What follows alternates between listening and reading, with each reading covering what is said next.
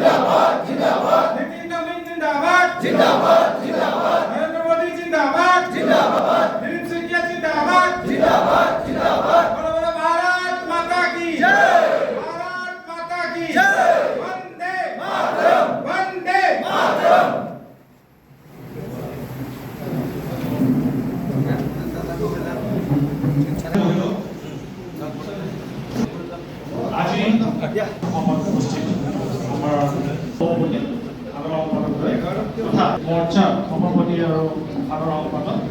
ভাৰতীয় জনতা পাৰ্টিৰ আমাৰ জিলা বিষয়ববীয়া মণ্ডল সভাপতি সাধাৰণ সম্পাদক প্ৰমুখ্যে ৰাজ্যিকৰ আৰু প্ৰমুখ যিসকল আমাৰ দলৰ কাৰ্যকৰ্তা আছে জ্যেষ্ঠ কাৰ্যকৰ্তা সকলোৰে উপস্থিতিত এখন বিশেষ সাংগঠনিক বৈঠক আজি আমাৰ ইয়াত অনুষ্ঠিত হৈছে।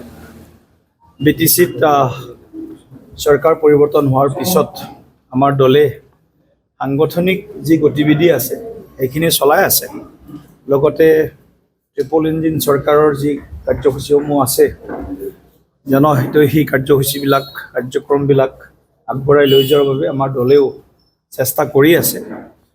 আগন্তুক সময়ৰ বাবে সংগঠনৰ বুথ পৰ্যায়লৈকে আমি যাতে ইয়াৰ শক্তিটো আৰু অধিক মজবুত কৰিব পাৰোঁ। লগতে আমাৰ যিহেতু মিত্ৰতাত আছোঁ BPF ভাৰতীয় জনতা পাৰ্টি, গতিকে আমি একেলগে মিলি BTC চৰকাৰখনক আমি কিদৰে সহযোগ কৰিব পাৰোঁ, কিদৰে আমি একেলগে আগবাঢ়ি যাব পাৰোঁ, এই গোটেই বিষয়বিলাক লৈ আজিৰ বৈঠকত চৰ্চা হৈছে। আৰু কাৰ্যকৰ্তাসকলৰ উৎসাহ যথেষ্ট আছে। বহু ধৰক প্ৰত্যাহ্বান আছে, বিজেপিৰ সন্মুখত বহুত ধৰণৰ আমাৰ অসুবিধাও আছে, তথাপিও কাৰ্যকৰ্তাসকলে দেশৰ কাৰণে হওক বা BTCৰ কাৰণে হওক তেওঁলোকে ঐক্যবদ্ধভাৱে কাম কৰাৰ কাৰণে তেওঁলোকে চেষ্টা আৰু চিন্তা কৰি আছে। আৰু আমি সদায় ৰাইজৰ লগত থাকোঁ, ৰাইজৰ পক্ষত থাকি আমি BTCৰ প্ৰায় যিমানখিনি জনসংখ্যা আছে বিশেষকৈ কোকৰাঝাৰ জিলাখনত আমি সকলো জাতি জনগোষ্ঠীৰ মাজত এটা সমন্বয়ৰ ধাৰা যাতে শক্তিশালী কৰিব পাৰোঁ আৰু সকলোকে যাতে আমি উন্নয়নৰ দিশত আগবঢ়াই লৈ যাব পাৰোঁ, তাৰ কাৰণেও আজিৰ বৈঠকত আমাৰ সাংগঠনিক দিশটোৰ লগত ৰাজনৈতিক যি পৰিস্থিতি বৰ্তমান এই পৰিস্থিতিৰ ওপৰতো আলোচনা হৈছে। নিশ্চিতভাৱে আগন্তুক দিনত কোকৰাঝাৰ জিলাত ভাৰতীয় জনতা পাৰ্টীয়ে BPFৰ যি তেওঁলোকৰ চৰকাৰৰ কাম কাজ আছে বা আমাৰ মিত্ৰ দলৰ চৰকাৰৰ কাম কাজ আছে সেইখিনিকো আৰু অধিক ৰাইজৰ মাজত লৈ যোৱাৰ কাৰণে প্ৰয়াস কৰিব। আৰু কাৰ্যকৰ্তাসকলে আমাক বিভিন্ন ধৰণৰ তেওঁলোকৰ অসুবিধাৰ কথাও কৈছে, তেওঁলোকৰ সমস্যাৰ কথাও কৈছে, সেইখিনিকো আমি আগন্তুক দিনত আমি কিদৰে সমাধান কৰিব পৰা যায় পৰ্যায়ক্ৰমে সেইখিনিও আমি চিন্তা কৰিম।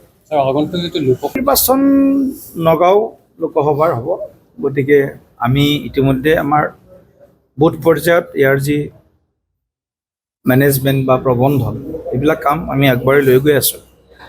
আমি সকলোৱে জানো আমাৰ কাৰণে আফটাৰ ডিলিমিটেশ্যন সমষ্টিটো এটা চেলেঞ্জ আছে, প্ৰত্যাহ্বান আছে, তথাপিও আমি দেখিছোঁ যে ৰাইজৰ যথেষ্ট উৎসাহ আছে ৰাইজৰ মাজত যে BJP NDA যাতে হাতলৈ নগাঁও লোকসভাৰ আসনখন পুনৰ দিব পাৰে, তাৰ কাৰণে সংখ্যা গুৰু আৰু সংখ্যা লঘু দুয়ো সম্প্ৰদায়ৰ মাজত এটা উৎসাহ আছে।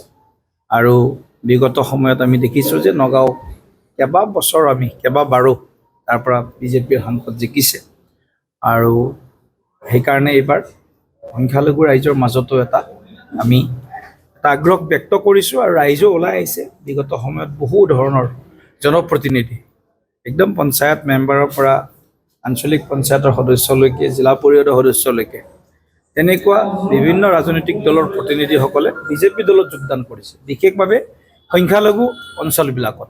গতিকে এই গোটেই কথাবিলাকৰ পৰা যদি আমি এটা বিশ্লেষণ কৰোঁ তেতিয়া আমি গম পাম যে এইবাৰ সংখ্যালঘু ৰাইজেও উন্নয়নৰ বাবে তেওঁলোক আগবাঢ়ি আহিব আৰু BJP বা NDA তেওঁলোকে সমৰ্থন ব্যক্ত কৰিব। আৰু আমি যিহেতু নিৰ্বাচন ঘোষণা হোৱা নাই, হয়তো এই সপ্তাহৰ ভিতৰত বা অহা সপ্তাহৰ ভিতৰত নিৰ্বাচন ঘোষণা হ'ব, গতিকে নিৰ্বাচন ঘোষণা হোৱাৰ লগে লগে আমি নিৰ্বাচনৰ যি প্ৰচাৰ কাৰ্য আছে সেইখিনি আমি আৰম্ভ কৰিম আৰু NDA হিচাপে আমি নগাঁও লোকসভাৰ উপ নিৰ্বাচনত আমি অংশগ্ৰহণ কৰিম।